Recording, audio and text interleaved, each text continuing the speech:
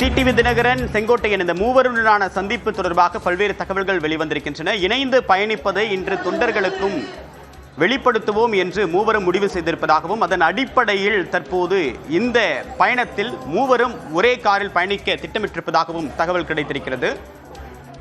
பசும்பொன் முதல் இந்த சந்திப்பு தொடங்கும் முடிவடையும் என்று தெரிவிக்கப்பட்டிருக்கிறது. பசும்பொன்னில் இந்த சந்திப்பு என்பது இறுதி வடிவம் பெறுமா என்ற ஒரு கேள்வி எழுந்திருக்கிறது. பசும்பொன்னை மையப்படுத்தி பல்வேறு அரசியல் காய் நகர்த்தல்கள் அண்மை காலத்தில் நடவடிக்கை மேற்கொள்ளப்பட்டு வருகிறது.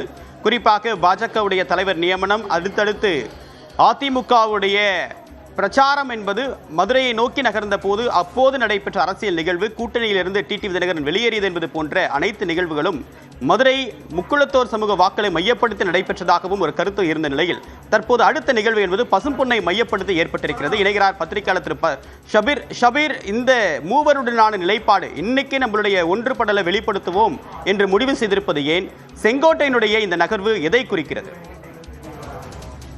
அதாவது அதிமுக பாஜக கூட்டணி அமைந்த உடனேயே ஒரு பேச்சுவார்த்தை இருந்தது. அதாவது சசிகலாவுடைய நிலை என்ன, டிடிவி தினகரனுடைய நிலை என்ன, ஓ பன்னீர்செல்வமுடைய நிலை என்ன அப்படின்னு கேட்கும் போது, அந்த கேள்வி திரு அமித்ஷா அவர்களிடம் கேட்கப்படும் போது அது அதிமுகவுடைய உட்கட்சி விவகாரம், அதில் நாங்கள் தலையிட மாட்டோம் அப்படின்றது அவரு தெளிவாக சொல்லிட்டாரு. சோ பாஜக அவங்களை கைவிட்டுருச்சு அப்படின்றது ஒரு பக்கம். இன்னொரு பக்கம் அதிமுக தரப்புல இருந்து இந்த கூட்டணி அமைந்ததற்கு ரொம்ப கடுமையான ஒரு விதிமுறைகள், அதாவது கடுமையான ஷரத்துக்களை தான் திரு இபிஎஸ் அவர்கள் போட்டிருக்கிறார். அதுலயும் குறிப்பா திரு ஓ பன்னீர்செல்வம், டிடிவி தினகரன், சசிகலா இவங்க சம்பந்தமா பாஜக எந்த நிலைப்பாடும் எடுக்கக்கூடாது, அதிமுகவை பிரஷர் பண்ணக்கூடாது அப்படின்னு.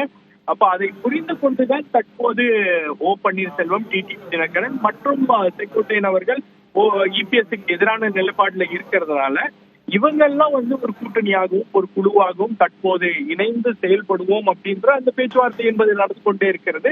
இன்னைக்கு அதை ரொம்ப பப்ளிக்கா வெளிப்படுத்தி இருக்காங்க அப்படின்னு நினைக்கிறேன். இவங்க மூவரும் ஒன்றாக வந்தது, ஒரு பக்கம் உங்களுக்கு திரு இபிஎஸ் அவர்கள் பாஜகவில் இருக்கக்கூடிய நயினார் நாகேந்திரனை முக்குளத்தூர் சமூகத்துடைய முகமாக அடையாளப்படுத்த விரும்புகிறார். அதன் மூலமாக முக்குளத்தூர் சமூகத்துடைய வாக்குகளை பெறலாம் அப்படின்ற ஒரு உத்தியுடன் அவர் செயல்படுகிறார் அப்படின்னும் போது, இன்னொரு பக்கம் டிடிவி தினகரன் மற்றும் ஓ பன்னீர்செல்வம் நேர் எதிரான அணியில இருக்கக்கூடிய ஓபிஎஸ் கேம்ப்ல இருக்கக்கூடிய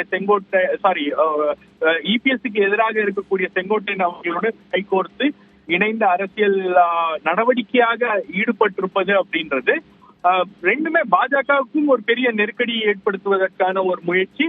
அதே போல உங்களுக்கு அதிமுகவிலும் ஒரு சலசலப்பை ஏற்படுத்த வேண்டும் அப்படின்ற ஒரு முயற்சியாகவே இருக்கிறது. அது மட்டும் இல்லாம இபிஎஸ் தான் முதலமைச்சர் வேட்பாளர் அப்படின்றத பாஜக இன்னும் சுத்தல அப்படின்னும் போது, இந்த முயற்சியில் தற்போது அவர்கள் ஈடுபட்டிருப்பது பாஜகவுக்கும் அதிமுகவுக்கும் ஒரு நெருக்கடியை உண்டாக்க வேண்டும் அப்படின்றதுதான். அது சமூக ரீதியாகவும் சரி, அதே போல உங்களுக்கு அரசியல் ரீதியாகவும் இதை ஒரு பெரிய நெருக்கடியை உண்டாக்க வேண்டும். அவங்கள டிஸ்கவுண்ட் பண்ணிடக்கூடாது, அவங்களுடைய பொலிட்டிக்கல் ரெலவன்ஸை தட்டி கழிச்சிடக்கூடாது அப்படின்ற ஒரு முயற்சியில அவர்கள் ஈடுபட்டிருக்கிறார்கள் அப்படின்னு நான் பாக்குறேன். உங்களுடைய கருத்துக்களுக்கு மிக்க நன்றி.